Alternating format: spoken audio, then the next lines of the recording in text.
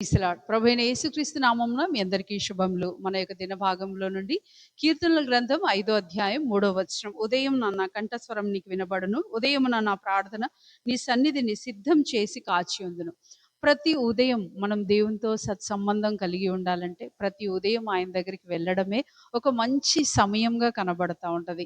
ప్రతి ఉదయం మనం లేవగానే ఒక కొత్త ఉత్తేజంతో, కొత్త ఉత్సాహంతో ఎప్పుడైతే ఆయన సన్నిధికి మనం వెళ్ళడం అలవాటు చేసుకుంటామో, ఆ అలవాటు మనల్ని రోజంతా ప్రతి డిస్టర్బెన్స్ నుంచి కాపాడేదిగా ఉంటది. ఏదైనా స్టార్ట్ చేయబోయే ముందు మనము ఆయన యొక్క గైడ్‌లైన్స్, ఆయన యొక్క విధానం, ఆయన యొక్క ప్రణాళికను, ప్రభా ఇది సరి అయిందేనా? ఇది సరి అయింది కాదా?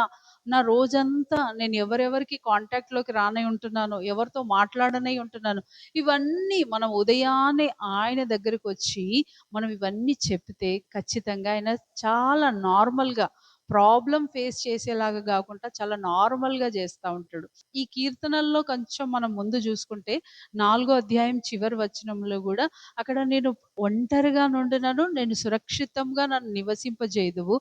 నేను ఏ పరిస్థితులలో ఉన్నా నువ్వు నాకు సహాయం చేయవాడవని చెప్పి కంటిన్యూయేషన్ ఏముంటుంది అంటే ఉదయమున నా కంఠస్వరం నీకు వినబడనిమ్ము. అంటే రాత్రి మనం అయిపోయింది అని అన్న అనేక సందర్భాలు ఉదయంతో ఒక కొత్త ఉదయించినట్లుగా ఉంటది. నువ్వు ప్రతిదినం అలా దేవుని దగ్గర గడుపుతున్నావా?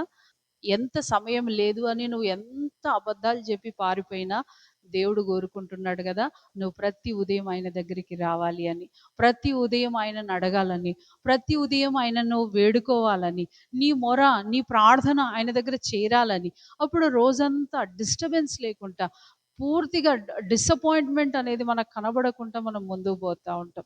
ఆ సమయాన్ని నువ్వు కేటాయించి దేవుని దగ్గర గడుపు. కొంత సమయము ప్రార్థనలో గడుపు, కొంత సమయము దేవుని వాక్యంతో గడుపు. ఎంత కొత్త అనుభూతి వస్తుందో నేను చెప్పగలను.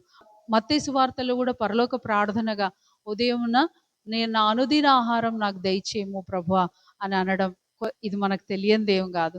కానీ అలవాటు చేసుకోవాలి. ఒకవేళ నీకు అలవాటు లేదంటే రండి, ఒక కొత్త అలవాటుతో ప్రభు దగ్గరికి వెళ్ళి, ప్రభువా ఇవన్నీ ప్రాబ్లమ్స్ ఉన్నాయి, ఇవన్నిటిని నువ్వు సాల్వ్ చేయవా అంటే తప్పనిసరిగా చేసేవారుగా ఉన్నారు. రండి ప్రార్థన చేసుకుందాం.